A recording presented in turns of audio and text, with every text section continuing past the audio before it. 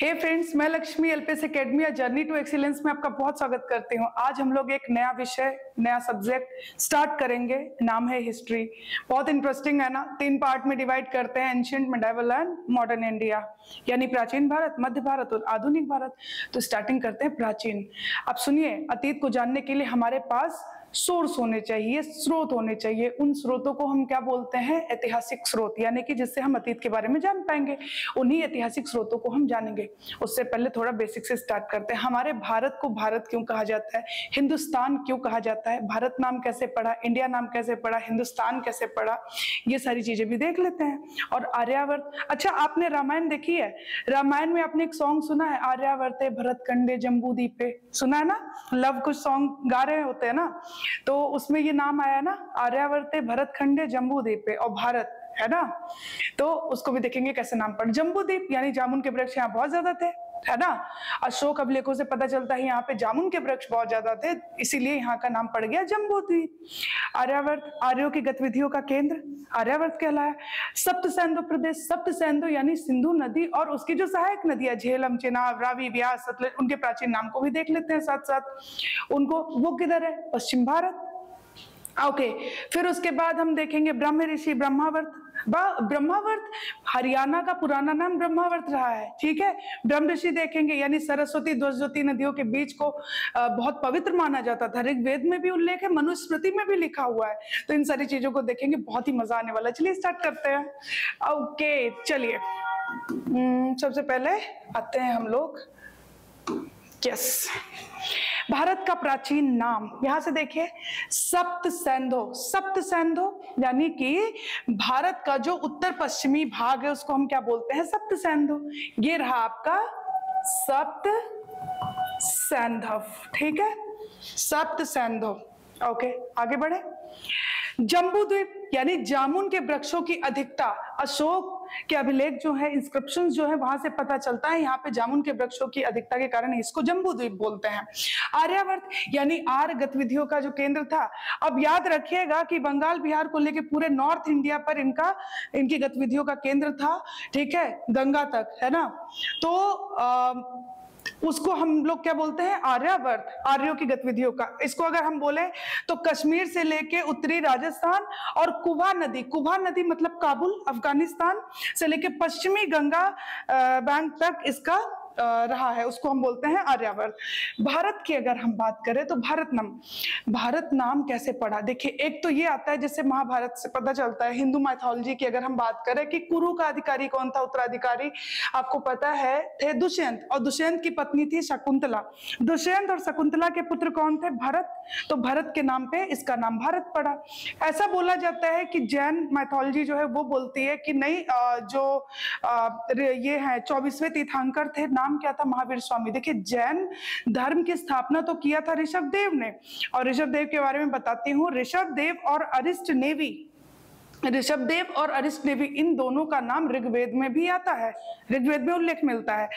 ऋषभदेव ने स्थापना की, लेकिन अगर आपसे ये बोला जाए कि वास्तविक संस्थापक कौन था, तो आप क्या बोलोगे? महावीर स्वामी, ठीक है।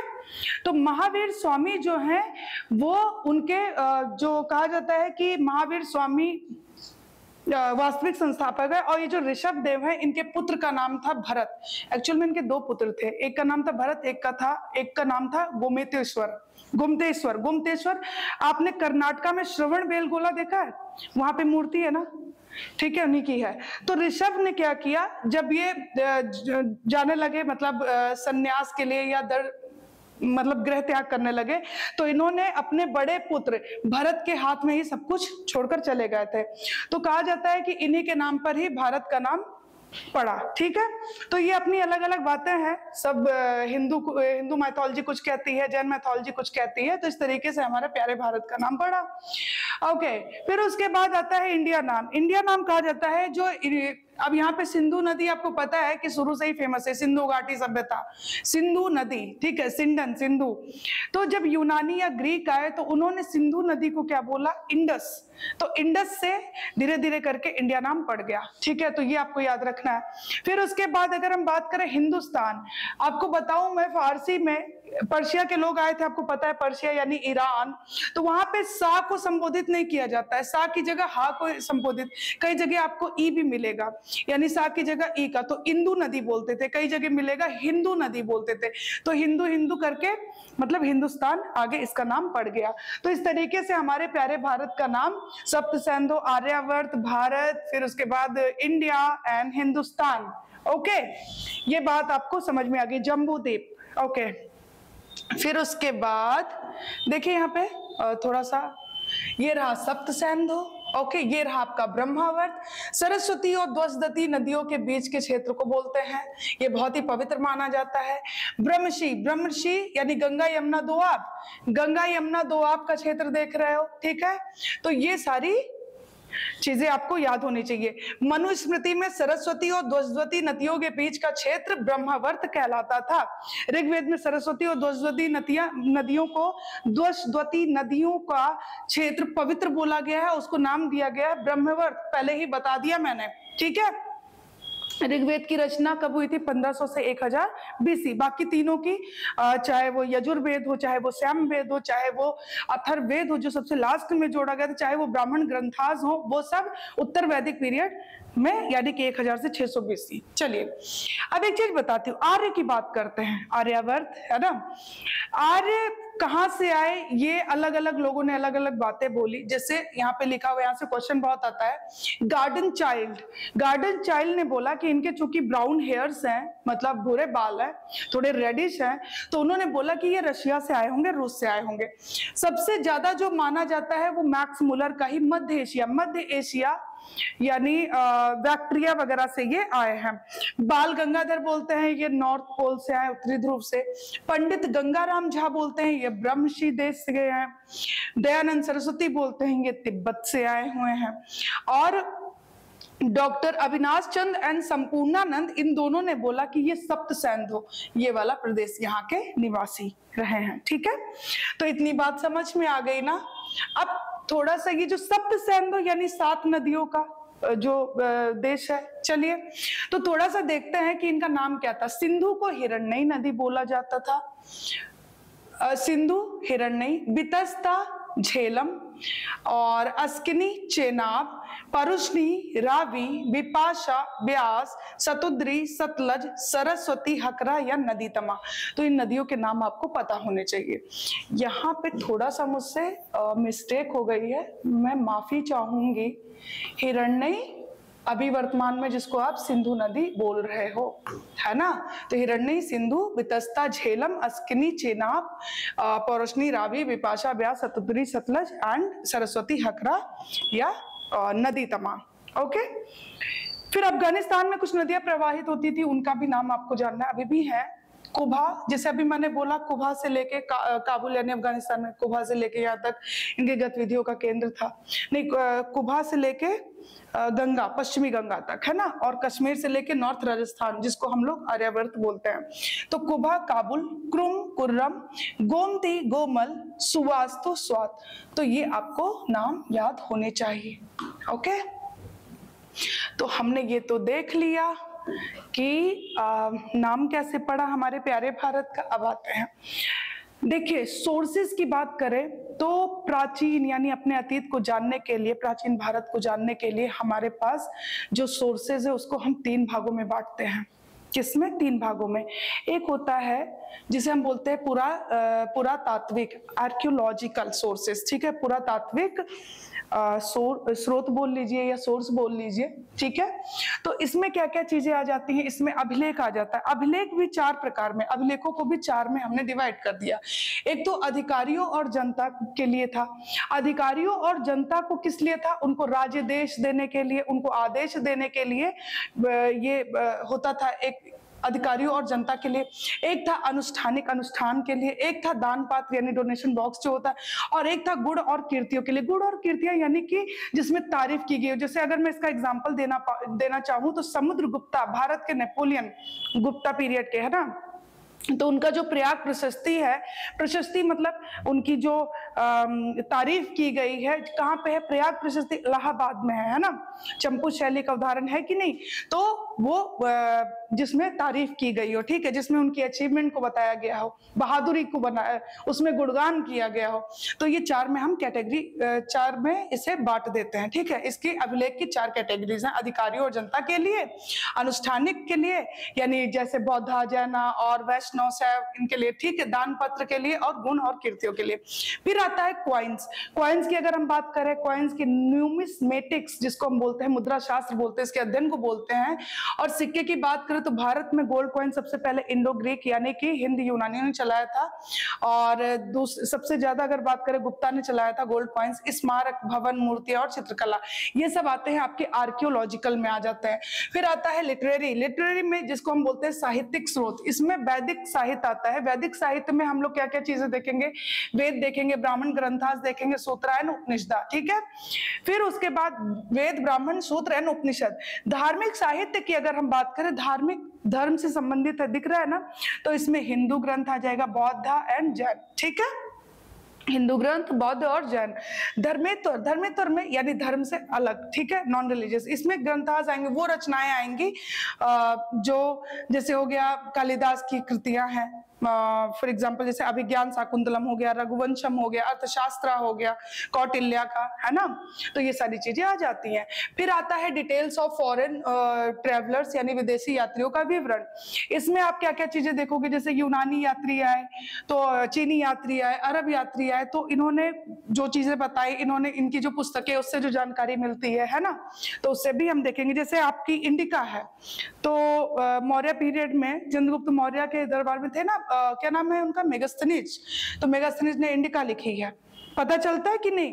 पेरिप्लस ऑफ द एरिथ्रियन सी जो कि अज्ञात ने लिखी है, उससे भी पता चलता है ना। तो इस तरीके से हम देखेंगे। अरब यात्रियों में जैसे आ गए आपके अलबर्नी आ गए, अलमसूदी आ गए, और मोरक्को से आ गए आपके इब्न बतूता वगैरह आ गए, ठीक है, तो इनसे भी पता चलता है।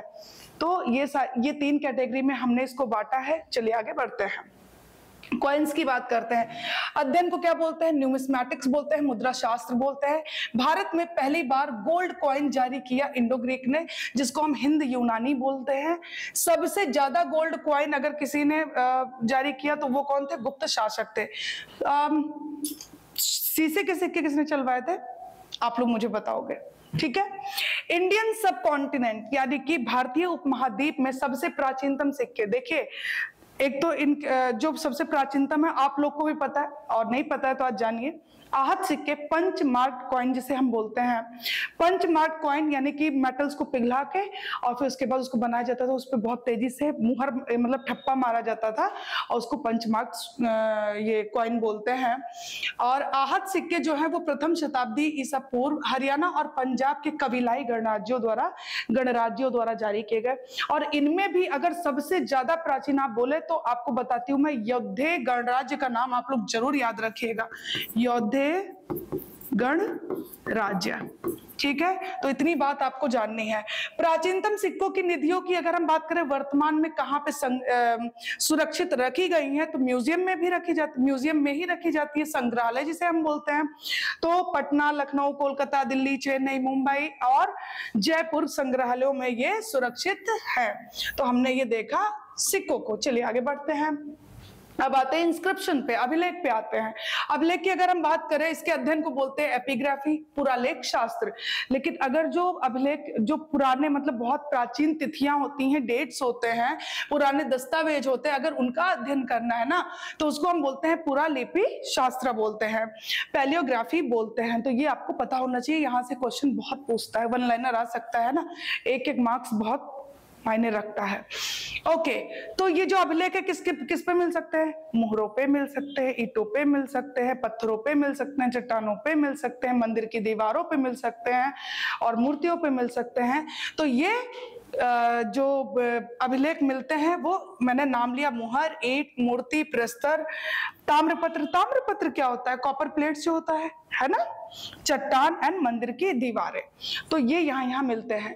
प्रथम साक्ष्य की अगर हम बात करें, अगर आपसे पूछा जाए कि प्रथम साक्ष्य पहला सोर्स जो है वो कौन सा है इंस्क्रिप्शन का, तो 3री शताब्दी ईसा पूर्व, और इसकी भाषा प्राकृत है और लिपि है ब्राह्मी, ये याद रखोगे। अब सबसे पुराना अगर हम बात करें तो आपको पता है हड़प्पा सभ्यता, हड़प्पा संस्कृति 2500 BC, है ना, टाइमिंग क्या है 2500 BC। इसकी जो लिपि थी वो भाव चित्रात्मक थी और आज तक कोई नहीं पढ़ पाया है ना, कोई पढ़ पाया नहीं, ठीक है। फिर उसके बाद अशोक के शिलालेख आते हैं। अशोक के शिलालेख की अगर हम बात करें तो लिपि कौन सी है, ब्राह्मी। ब्राह्मी लिपि दाएं से बाएं लिखी जाती है, और अगर हम खरोष्टी लिपि की बात करें जैसे यहाँ पे लिखी है वो दाएं से बाएं से दाएं लिखी जाती है, ठीक है, ये दिमाग में रखिएगा। पाकिस्तान और अफगानिस्तान से जो अशोक के लेख मिले ना वो उनकी लिपि अरामाइक और यूनानी है, ये भी आप याद रखोगे। अब आ जाइए कर्नाटक के रायचूर जिला। कर्नाटक का जो रायचूर जिला है ना वहां पे तुंगाभद्रा और कृष्णा नदी कहां से निकलती है, महाबलेश्वर से निकलती है। तो तुंगभद्रा और कृष्णा के बीच का, देखिए दो पानियों के बीच का, यानी कि दो नदियां हैं उसके बीच का जो क्षेत्र होगा, दो आब मतलब होता है पानी, तो दो पानी के बीच का जो क्षेत्र होगा उसको हम दोआब बोलते हैं। तो दोआब का क्षेत्र में जो है वो मास्की अभिलेख है। उसी मास्की अभिलेख से पता चलता है कि अशोक का नाम अशोक था, देव नाम प्रिय था, ये सारी बातें पता चलती है, और उसका नाम प्रियदर्शी था। कितना इंपॉर्टेंट है ना, हमें क्या पता कि अशोका कोई था, उसको सम्राट अशोका बोलते हैं, महान शासक था, उनकी उपलब्धियां ये थी, उन्होंने हत्या पे रोक लगवा दिया था, उन्होंने कुएं खुदवाए थे, वृक्ष लगवाए थे, उन्होंने कलिंगा का एक ही युद्ध किया था। ये कैसे पता चलता है ना, हमारे पास सोर्सेज है, वैसे तो पता करते हैं हम। फिर आता है प्रयाग, जैसे मैंने बोला सब तारीफ के लिए, तो प्रयाग प्रशस्ति का नाम लिया, मतलब उसमें किसी राजा के बारे में ना सिर्फ और सिर्फ तारीफ लिखी होगी, वो इतना वीर योद्धा था, उन्होंने ये अचीवमेंट किया, ठीक है, उन्होंने ये युद्ध लड़ा, कभी वो हारे ही नहीं, इस तरीके की बातें। तो जैसे प्रयाग प्रशस्ति, तो मैं उम्मीद कर रही हूं कि इतनी बातें आप लोगों को समझ में आ गई हैं, है ना। अब आ जाइए वैदिक साहित्य पे। वैदिक साहित्य के अंतर्गत आता है आपका वेद, ब्राह्मण ग्रंथा और आपका आ जाता है उपनिषद, ठीक है। वेद में आपको पता है कि ऋग्वेद सबसे पुराना है ना, और ऋग्वेद की बात करें उसकी रचना हुई थी 1500 से 1000 BC। 1500 से 1000 BC में हुई है आपके ऋग्वेद की रचना। बाकी के जो वेद है उत्तर वैदिक पीरियड, उत्तर वैदिक पीरियड में हम क्यों बोल रही हो आप, देखो जो ऋग्वेद है, देखिए वैदिक पीरियड आता है 1500 से 1000 BC, उत्तर वैदिक पीरियड आता है आपका 1000 से 600 BC। ये जो उत्तर वैदिक शुरू होता है ना, देखिए वैदिक पीरियड में क्या था, लोहे के प्रमाण नहीं थे, ठीक है, क्या नहीं था, लोहे का प्रमाण नहीं मिलता है। लेकिन उत्तर वैदिक काल में क्या हुआ, जो एटा है ना, एटा में एक जगह है अतरंजी खेड़ा, वहां से लोहे के प्रमाण मिलते हैं, और फिर वहां से आपका उत्तर वैदिक पीरियड शुरू हो जाता है, ठीक है। फिर याद रखिएगा उत्तर वैदिक पीरियड 1000 से 600 BC है। तो ऋग्वेद की रचना हुई 1500 से 1000 BC। और अन्य की बात करें, चाहे वो सामवेद हो, यजुर्वेद हो, अथर्ववेद हो, या फिर ब्राह्मण ग्रंथ हो, इन सब की जो बात करें तो यहाँ से उत्तर वैदिक काल की जानकारी मिलती है 1000 से 600 BC, ठीक है। इन्हीं से ये सोर्सेज हैं, ओके। ब्राह्मण साहित्य की अगर बात करें तो ब्राह्मण साहित्य में क्या क्या चीजें आती हैं, धर्मशास्त्र हो गए, उपनिषद हो गए, सूत्र हो गए, जैसे स्रोत सूत्र हो गया, गृह सूत्र हो गया, वेदांग हो गया, वेदों को समझने के लिए वेदांग, वेदों के अंग बनाए गए हैं। जैसे जब हम लोग पढ़ते हैं सेल, है ना, यानी कोशिका, तो कोशिका विज्ञान में, सेल बायोलॉजी में आपने एक शब्द सुना होगा कोशिकांग, सेल ऑर्गेनेली, तो उसी तरीके से वेदांग, वेदों के अंग, है ना, जैसे कोशिका के अंग वैसे वेदों के अंग, तो वेदांग उसी को बोलते हैं।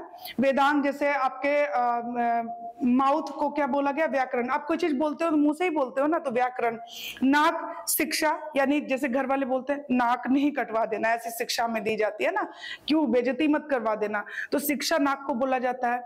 और वेदों का हाथ को क्या बोला गया, कल्प बोला गया, नाक को शिक्षा बोला गया, आंख, ज्योति कहाँ पे होती है, आंखों में, है ना, तो आंखों को ज्योतिष बोला गया। और फिर उसके बाद अगर हम बात करें पैर को, तो छंद, पायल कहाँ पहने जाता है, पैरों में, तो छंद बोला गया पैरों, तो वेदों का पैर को क्या बोला गया, छंद। हाथों को कल्प, कर्मकांड करते हैं, है ना, हाथ।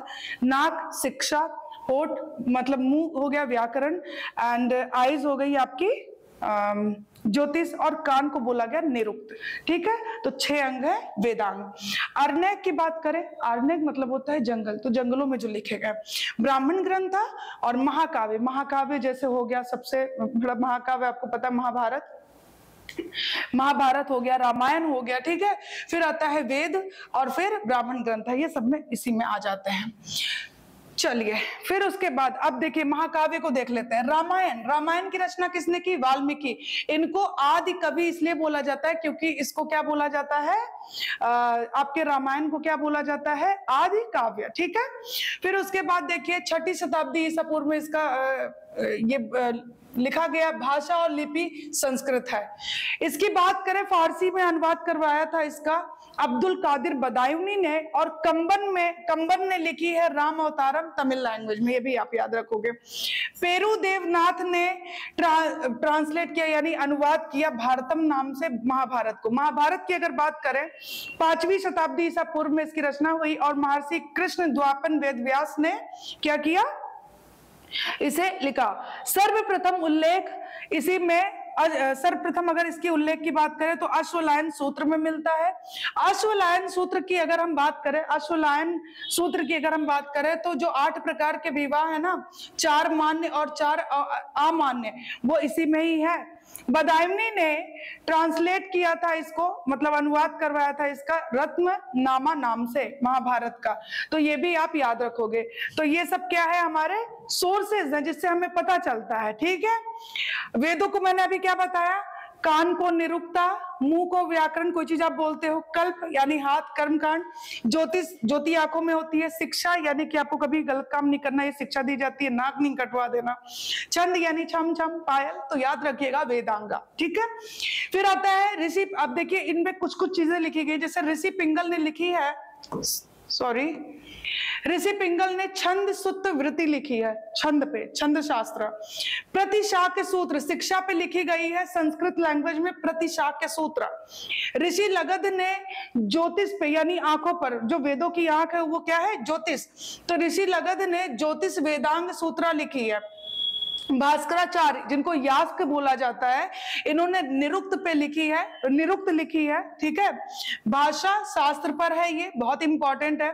सुल्व सूत्र की अगर बात करें, जैसे आप लोग के घर में पूजा पाठ होता होगा, अगर या नहीं भी होता तो आपको जानना चाहिए कि जब पूजा पाठ होता है, जैसे कोई यज्ञ हो रहा है या हवन वगैरह होता है ना, तो एक यज्ञ वेदी बनाई जाती है, तो उसपे कुछ कलर्स और आटा वगैरह लेके कुछ बनाया जाता है ना, मतलब ड्रॉ करते हैं, तो उसकी लंबाई क्या होगी, यज्ञ वेदी की चौड़ाई क्या होगी, और उसमें मतलब इस तरीके से कि उसको ड्रॉ करने के लिए सारी चीजें इसमें बताई गई हैं। ठीक है, यज्ञ वेदी का निर्माण कैसे करना है। ज्यामिति और गणित का आरंभ यहीं से होता है, कितना इंपॉर्टेंट है सुल्व सूत्र। ठीक है, तो ज्यामिति और गणित के अध्ययन का आरंभ यहीं से होता है। अब आ जाइए बौद्ध ग्रंथ, ग्रंथों को देख रहे हैं ना। बौद्ध ग्रंथ में त्रिपिटक, त्रिपिटक यानी सुत्त, विनय और अभिधम। सुत्त पिटक में बुद्ध की शिक्षाएं दी गई हैं। विनय में दिया गया है कि बौद्ध संघ में जो नियम कानून होंगे, नियमों का पालन करना है सबको।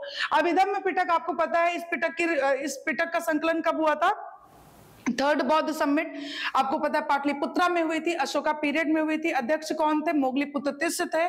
ठीक है, संरक्षक अशोका थे, और यहीं पर हुई थी। बौद्ध भिक्षुओं के जीवनी इसमें दी गई है। ठीक है, ओके, फिर उसके बाद अच्छा एक चीज याद रखिएगा, निघष्ट नाथपुत, बौद्ध ग्रंथों में महावीर स्वामी को, जो कि जैन धर्म के वास्तविक संस्थापक हैं, 24वें तीर्थंकर है, उनको निघष्ट नाथपुत बोला गया है।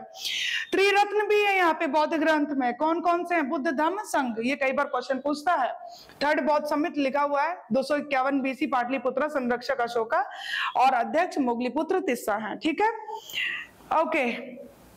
हीनयान और महायान में कब बट गया था, 4थी बौद्ध समिट कहाँ हुई थी, कश्मीर के कुंडलवन में। ठीक है, अब आ जाइए जैन ग्रंथ। जैन ग्रंथ को प्राचीन नाम क्या है, जैन ग्रंथों का प्राचीन नाम है आगम, और ऋषभ देव संस्थापक रहे। ऋषभ देव का नाम ऋग्वेद में आता है, सबसे पुराना ग्रंथ है। रचना कब हुई थी, 1500 से 1000 BC।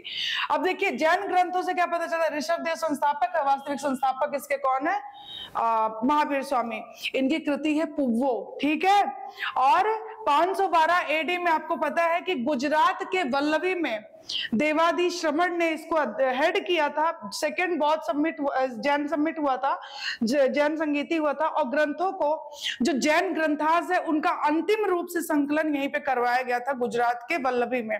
पहली जो हुई थी पाटलिपुत्रा में हुई थी, ये भी आपको पता होना चाहिए, ठीक है। पहली जो हुई थी स्थूलीभद्र और भद्रबाहु। स्थूलीभद्र रह गए थे पटना में जब अकाल हुआ था, है ना, और भद्रबाहु कहाँ चले गए थे? साउथ। और जब वो वहां से लौटते हैं तो दोनों में होती है लड़ाइयां, और जो सबमिट होती है उसको त्याग देते हैं कौन? भद्रबाहु। आई थिंक भद्रबाहु, थोड़ा सा कंफ्यूज हूं मैं, कोई नहीं, अभी हम ये नहीं पढ़ रहे हैं। चलिए इतना याद रखिएगा, एक पाटलिपुत्रा में हुई थी और दूसरी गुजरात में। गुजरात में अंतिम रूप से संकलन किया गया था जैन ग्रंथों का। ओके, चलिए धर्मेतर साहित्य। धर्मेतर साहित्य की अगर हम बात करें तो इसमें देखिए क्या क्या चीजें आती हैं। अर्थशास्त्र। अर्थशास्त्र 15 जिल्दों में है। पहली बात, कौटिल्य, विष्णुगुप्त, दृढ़श्रव यानी कि महान ब्राह्मण, और चाणक्य इनका नाम है, और इन्होंने इसकी रचना की है अर्थशास्त्र की। अभिज्ञान शाकुंतलम या रघुवंशम या ऋतु संहार, ये महान कवि कालिदास की रचना है, इससे भी पता चलता है, ये भी सोर्सेज हैं। और फिर उसके बाद आ जाइए मालविकाग्निमित्रम, ये भी है, ठीक है, मालविका और अग्निमित्र से है। अभिज्ञान शाकुंतलम ये दुष्यंत और शाकुंतला, है ना। चलिए अष्टाध्यायी। अष्टाध्यायी पाणिनि ने लिखी है, व्याकरण पे है, और अष्टाध्यायी पे टीका किया किसने? विज्ञान सॉरी कहा गया महाभाष्य, ठीक है, पतंजलि ने किया, पतंजलि योग गुरु। विज्ञानेश्वर। विज्ञानेश्वर मिताक्षरा, ओके, विज्ञानेश्वर ने लिखी मिताक्षरा। विशाख दत्त की है मुद्रा राक्षस और देवी चंद्रगुप्तम। बाणभट्ट ने लिखी हर्षचरित। शूद्रक ने लिखी मृच्छकटकम, मिट्टी की खिलौना गाड़ी, बहुत इंपॉर्टेंट है, बहुत इंपॉर्टेंट है। भास्कराचार्य ने लिखी सिद्धांत शिरोमणि। विल्हण ने लिखी विक्रमांक देवचरित एंड जिमूत वाहन दायभाग, मिताक्षरा, दायभाग, ये सब क्या है? या मनुस्मृति। कितनी बातें बोलेगी, जैसे मनुस्मृति है, उसमें क्या बोला गया है? यत्र नर्यास्ते पूजन्ते रमन्ते तत्र देवता, जहाँ महिलाओं की पूजा होती है वहां पे भगवान वास करते हैं। उसी में लिखा गया है कि महिलाओं का अगर वो विधवा हो जाती है तो उनका मुंडन कर देना चाहिए, है ना, इस तरीके की बातें बोली गई हैं। दाय भाग मिताक्षर, इन सब में क्या बताया गया कि पिता की संपत्ति पे अधिकार होगा, जन्मना अधिकार होगा, या पिता की मृत्यु के बाद होगा, या माता की संपत्ति में पुत्री या पुत्र को किसको मिलेगा अधिकार। तो इस तरीके की बातें इसमें मिलती है। खैर इतना डीप हम नहीं जाएंगे, अभी हम बस पढ़ रहे हैं सोर्सेस के बारे में। ओके, फिर आता है लास्ट, आता है आपका विदेशी यात्रियों का विवरण। विदेशी यात्रियों का विवरण देखिए, यहाँ पे विदेशी आए यूनानी, जिनको आप ग्रीक बोलते हो। अलेक्जेंडर सिकंदर आया था यहाँ पे, है, ठीक है। फिर आते हैं चीनी यात्री और फिर आते हैं अरब यात्री। अब ध्यान से सुनिएगा, सिकंदर से पहले भी कुछ लोग आए थे, है ना, सिकंदर से पहले भी कुछ लोग आए थे, जैसे हेरोडोटस, निरियाकस, अरिस्टोबुलस एंड टेसियस। हेरोडोटस की बात करें तो हिस्टोरिका पुस्तक जो इनकी है, इनको फादर ऑफ हिस्ट्री कहते हैं, और ये अतीत के बारे में अगर जानकारी चाहिए तो हिस्टोरिका से मिलता है, ठीक है। फिर उसके बाद आ जाइए टालमी की है जियोग्राफी, इन्होंने लिखी है, टालमी ने क्या लिखी है? जियोग्राफी, ये सोर्स है। मेगास्थनीज ने इंडिका लिखी है ना, तो पता चलता है मौर्य पीरियड वगैरह, ठीक है। पेरिप्लस ऑफ द एरिथ्रियन सी, ये अज्ञात की है, 80 से 115 के बीच में इसकी रचना हुई थी, बहुत इंपॉर्टेंट है, बहुत इंपॉर्टेंट है। फिर आ जाइए अब चीनी यात्री। चीनी यात्री फायान आया था चंद्रगुप्त सेकंड के पीरियड में, 399 से 414 ईस्वी, यानी 15 साल लगभग रहा था, और बौद्ध विहार वगैरह को देखने के लिए ये लोग आते थे, ठीक है। फिर इसकी रचना है फूको की, ये इंपॉर्टेंट है। हुएनसांग आता है हर्षवर्धना के पीरियड में 629 से लेके 645, ठीक है, और इसकी रचना है सीयू की। भारत को इसने बोला कि भारत चंद्रमा का देश है। और फिर आता है इत्सिंग 670 से 695 ईस्वी, ठीक है। फिर आते हैं अरब यात्री। अरब यात्रियों में कौन कौन आता है? फिरदौसी हो गए, अल मसूदी हो गए, अलबर्नी हो गए, और इब्न बतूता हो गया। अलबर्नी ने लिखी है किताबुल हिंद, ये पुस्तक लिखी है अलबर्नी ने। तो हमने जो कैटेगरी की थी कि मतलब archaeological, literary and foreign travellers जो आए, उनका जो विवरण रहा है, जो तो उन सबको हमने एक एक करके देखा। तो ये हमने जो सोर्सेस थे उनको देखा बहुत अच्छे से और डीप में जाके, तो ये जरूरी भी था। तो ये हमारा पहला कदम था इतिहास की तरफ। धीरे धीरे करके हम बहुत काफी कुछ कंप्लीट करेंगे, इतिहास को अच्छे से पढ़ेंगे। तो चलिए फिर मिलते हैं नेक्स्ट वीडियो में। उम्मीद करती हूँ आपको वीडियो अच्छा लगेगा। खूब पढ़िए, खूब खुश रहिए। Thank you so much.